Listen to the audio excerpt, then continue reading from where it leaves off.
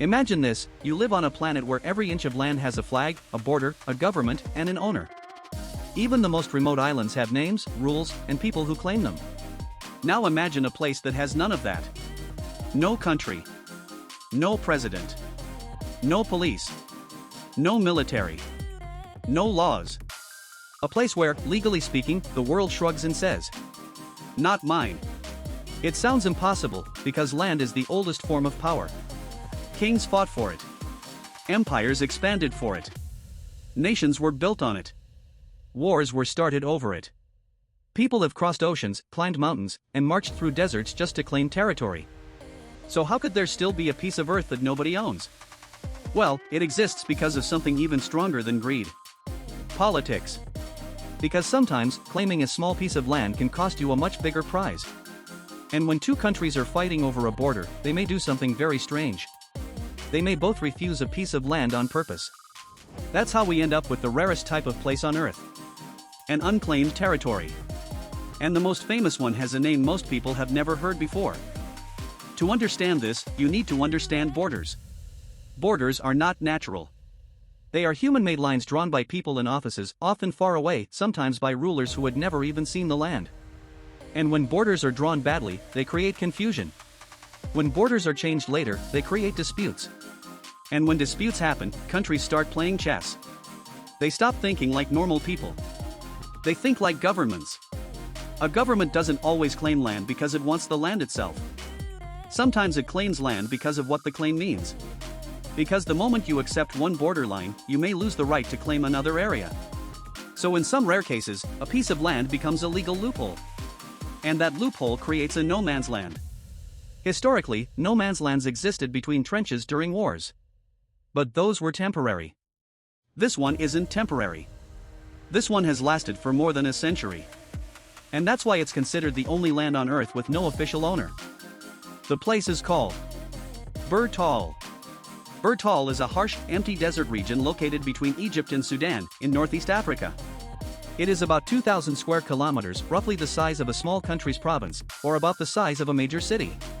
But unlike a city, Bir Tawil has no permanent population, no towns, no roads, no border checkpoints, no government buildings, no police stations, no official services. It's mostly dry rock, sand, and brutal heat. If you stand there, you won't see skyscrapers. You won't see farms. You won't see signs saying "Welcome to Egypt" or "Welcome to Sudan." You will see nothing. Just desert. And that makes people ask the obvious question. If it's just desert, why does it matter? Because Bir Tawil is not famous for what it has. Bir Tawil is famous for what it represents. A piece of earth that doesn't belong to any country. And that fact is not an accident. It's the result of one of the strangest border mistakes in modern history. Here's where it gets interesting. In the late 1800s, Britain controlled Egypt and Sudan under colonial rule. In 1899, Britain created an official political border between Egypt and Sudan. This border was meant to be the real border. But then something happened. In 1902, Britain created a second border, an administrative border, based on which local tribes lived where, and what was easier to manage. So now there were two different border maps. And the difference between them created two key regions. One, the Hala-Ibe Triangle. A coastal area on the Red Sea. It has strategic value, coastline access, and resources. 2. Bir Tawil. A landlocked desert region with no coastline. Now here is the twist that creates the unclaimed territory. Under the 1899 border, the valuable Hala-Ibe Triangle belongs to Egypt. Under the 1902 border, the valuable Hala-Ibe Triangle belongs to Sudan. So both countries want Hala-Ibe. But here's the trap. If Egypt claims the 1902 border, it would lose Hala-Ibe. If Sudan claims the 1899 border, it would lose Hala-Ibe. So what do? They both claim the border that gives them Hala-Ibe. And that creates a weird side effect. They both reject Bir Tawil. Because in both border versions, Bir Tawil belongs to the other country. So, Egypt says Bir Tawil is Sudan's. Sudan says Bir Tawil is Egypt's. And since neither side accepts the border that would force them to take Bir Tawil, Bir Tawil becomes something almost unheard of in the modern world. A land that is legally unclaimed. No taxes. No official ownership. No flag recognized by the United Nations. Just a patch of earth stuck in a political loophole. And now the biggest question becomes: if nobody owns it, can someone else take it? Because believe it or not, people have tried. So now we reach the part of the story that sounds like fiction. Because once people discovered that Bir Tawil is unclaimed, a new question appeared. If no country owns it, can I own it? And surprisingly, some people didn't just ask the question. They actually tried. Over the last 20 years, Bir Tawil has become a magnet for a strange type of person. Adventure seekers. Attention hunters. Micronation creators. And people who want to become kings without needing an army. The logic is simple. If the land has no owner, then anyone can plant a flag, declare ownership, and create a new country. Right? Well, not exactly. Because the modern world doesn't work like medieval times. You can't just walk into a place, wave a flag, and become a ruler. But that hasn't stopped people from trying. One of the most famous attempts happened in 2014. A man named Jeremiah Heaton, an American, traveled to the desert and planted a flag in Bir Tawil. He declared it the Kingdom of North Sudan. And the reason he gave was surprisingly emotional. He said he wanted to fulfill his daughter's dream of becoming a princess. So he made her a princess by creating a kingdom. It sounds sweet. But it also sounds completely insane. And it became international news. He even designed a flag, named the land, and tried to treat it like a real country. But here's the hard truth.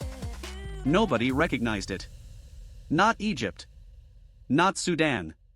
Not the United Nations. Not any major government. Because recognition is everything. Without recognition, your country is just a story. Jeremiah wasn't the only one. Over the years, other people have claimed Bir Tawil too. Some declared the Kingdom of Bir Tawil, the Republic of the Nile, the Principality of something. Most of these claims come from people who love the idea of building their own nation, even if it's only symbolic. These are called micronations, tiny self-declared countries that exist mostly on paper and online. Micronations are not always scams. Sometimes they're jokes. Sometimes they're art projects. Sometimes they're political statements. But Bir Tawil became special because it's one of the only places where their claim sounds almost believable. Because unlike claiming Manhattan or London, Bir Tawil has no official owner. So the internet started calling it the last unclaimed land on Earth. But the world's governments still ignore all of it. Because there's a huge difference between unclaimed land and a recognized sovereign nation. And that difference is where everything collapses. Here's the most important point. Even though Bir Tawil is unclaimed, that doesn't mean it's free real estate. The modern international system has rules. To be recognized as a country, you need more than land. You need a permanent population, a functioning government, the ability to control your territory, and most importantly, recognition by other countries. And Bir Tawil fails almost all of these. There is no population living there permanently. There is no infrastructure, no water system, no hospitals, no food supply, no electricity. And the environment is brutal. Temperatures can be extreme. Water is scarce. The desert is dangerous. So even if someone wanted to build a city there, it would cost millions. But there's an even bigger problem. Egypt and Sudan both reject it officially. But they also don't want a third party showing up and creating a new country in the middle of their region. Because that would complicate their larger dispute. Remember, the real prize is the Hala-IV triangle. Bir Tawil is the side effect. So in reality, Bir Tawil is like a chess square that neither player wants. But neither player wants someone else to take either. And that's why no one can truly claim it. Even if you plant a flag, you still don't have a military. You don't have a legal system. You don't have borders protected by anyone. And if a real government decided tomorrow, we're taking control, there would be nothing you could do. So the truth is, Bir Tawil is not a free land. It is a land stuck in a legal and political limbo. And now the story gets even deeper. Because Bir Tawil is not the only almost unclaimed place on Earth. There are other strange zones where ownership becomes unclear. And some of them are even more dangerous. By now, Bir Tawil sounds like the perfect answer to the question. Is there land on Earth nobody owns? And yes, it's the most famous example. But it's not the only place where ownership becomes strange. Because the truth is, the world still has regions where borders are unclear, disputed, or legally confusing. However, most of those places are not truly unclaimed. They are claimed by 2 or more countries at the same time. And that makes them the opposite of Bir Tawil. Bir Tawil is unclaimed because both sides reject it. But in most disputes, both sides want the land. And that creates tension, conflict, and sometimes war. So let's look at a few examples, because they show how rare Bir Tawil really is. A lot of people confuse these two ideas. Disputed territory. This is land that multiple countries claim. Examples include places like Kashmir, parts of the South China Sea, Western Sahara, some border areas between India and China. In disputed territories, the land is usually valuable. It may have water, coastline, minerals, oil and gas, strategic military position, or large populations. So governments fight over it. But disputed territory is not ownerless. It's just contested. Unclaimed territory. This is land that no country claims at all. And that is extremely rare. In the modern world, governments usually claim everything they can. So when something is unclaimed, it's not because nobody noticed it. It's because claiming it would create a bigger political loss. That's why Bir Tawil is so unique. But now, we need to talk about the biggest, almost unclaimed place people mention. And it's not a desert. It's an entire continent. Many people assume Antarctica is unowned. And in a way, they're right.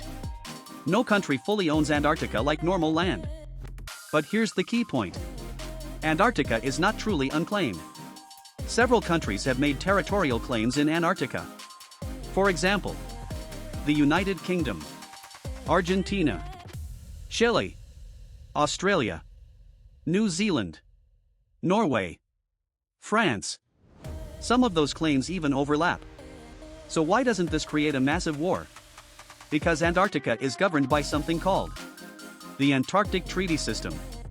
This treaty basically says Antarctica is for peaceful scientific research. Military activity is restricted. Nuclear testing is banned. Territorial claims are frozen, meaning no new claims are allowed and old claims cannot be expanded.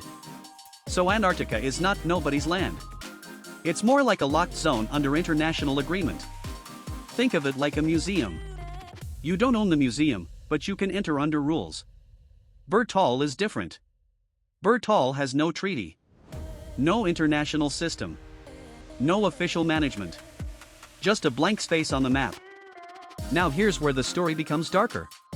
Because places with unclear ownership can become smuggling routes, criminal hideouts, illegal mining zones, refugee corridors, or conflict flashpoints. For example, some border regions around the world become lawless simply because neither side wants to fully police them. And in those areas, you often find human trafficking networks, illegal arms trade, extremist groups, or dangerous militias. So the idea of land with no owner sounds romantic. But in reality, it can be terrifying. Because laws exist for a reason. When there is no clear government control, normal people lose protection. And the strongest group becomes the law. Now, Bir Tawil itself is mostly empty. It's not a criminal hotspot because it's extremely remote and difficult to access. But the concept is the same. A territory without clear authority becomes a potential security risk. That's one reason governments don't like the idea of unclaimed land. Because even if they don't want the land, they also don't want someone else to use it. And this brings us to the biggest question of all. Why do Egypt and Sudan keep Bir Tawil unclaimed? Is it really just a mistake? Or is it strategic? Because the real truth is, Bir Tawil is not valuable by itself. But Bir Tawil is a tool in a larger fight. A fight over Hala-Ib Triangle. And as long as that fight continues, Bir Tawil remains stuck in limbo. But the moment one country tries to claim it, they lose their strongest argument for the bigger territory. So Bir Tawil remains the world's most unusual piece of earth. A land that exists, but doesn't belong. And now we arrive at the final part. Because the real lesson of Bir Tawil is not about land. It's about power. So after hearing the story, it's tempting to think. Bir Tawil is free land. Nobody owns it. So it's available. But the real truth is more complicated. Bir Tawil is only free in the way a locked building is free when nobody claims the keys. It's not legally protected by a government, yes. But it is still surrounded by governments. And it exists in one of the most politically sensitive regions on Earth. In reality, Bir Tawil is not mapped for tourism. Not safe for settlement. Not supported by any infrastructure. Not defended by any authority. So even if someone tries to live there, the desert itself becomes the first enemy. And if someone tries to create a new country, the political world becomes the second enemy. Because modern sovereignty isn't created by planting flags. It's created by recognition, diplomacy, law, and power. Bir Tawil has none of those. So in the real world, it remains what it has always been. A mistake frozen in time. Now, here's the part many people don't realize. Egypt and Sudan are not ignoring Bir Tawil because they forgot about it. They are ignoring it because claiming it would weaken their bigger claim. Remember the key fact. The real prize is not Bir Tawil. The real prize is the Hala-Ibe Triangle, the coastal region on the Red Sea. That coastline matters for trade routes, security, fishing rights, resources, and national pride. So the conflict works like this. If Egypt officially claims Bir Tawil, it would be forced to accept the borderline that gives Hala-Ibe to Sudan. If Sudan officially claims Bir Tawil, it would be forced to accept the borderline that gives Hala-Ibe to Egypt. So both sides refuse Bir Tawil. Not because they don't want it, but because accepting it is like signing a contract that loses the bigger land. And that means Bir Tawil will likely remain unclaimed for a very long time. Not because it's useless, but because it is politically dangerous. Now let's zoom out. Because Bir Tawil isn't just a strange desert story. It is a perfect example of something deeper. Borders are not real in nature. A bird doesn't know when it crosses from Egypt into Sudan. A cloud doesn't stop at a border. A sandstorm doesn't carry a passport. Borders exist only because humans agree they exist. And when humans disagree, a piece of land can become invisible. Bir Tawil proves something shocking. Ownership is not about land. Ownership is about agreement. If the world agrees a country owns a place, then it owns it. If the world doesn't agree, then even if you live there, even if you build there, even if you raise a flag there, you still don't truly own it. That's why people who claim Bir Tawil become famous online. But they never become real kings. Because the modern world doesn't run on romance. It runs on recognition. So what is Bir Tawil really? It's a desert. A quiet, empty, sun-scorched piece of earth. But symbolically, Bir Tawil is a mirror. It reflects something uncomfortable about human civilization. We think maps are reality. But maps are stories. We think borders are permanent. But borders change. We think ownership is solid. But ownership is just a shared belief. And the moment that belief breaks, a land can exist without an owner. So Bir Tawil is not just the world's only unclaimed territory. It's proof that the modern world is built on agreements. And that means something powerful. If land ownership is based on agreement, then power is based on agreement too. And if power is based on agreement, then even the strongest nations depend on something fragile. People believing in the lines on a map. So the next time you look at a world map, remember, somewhere in the desert between Egypt and Sudan, there is a place that belongs to nobody. Not because nobody wants it, but because claiming it would cost too much. And that's the final irony. The only land on Earth with no owner exists because of human greed, politics, and fear. Subscribe Info Beyond Borders now for more mind-blowing knowledge.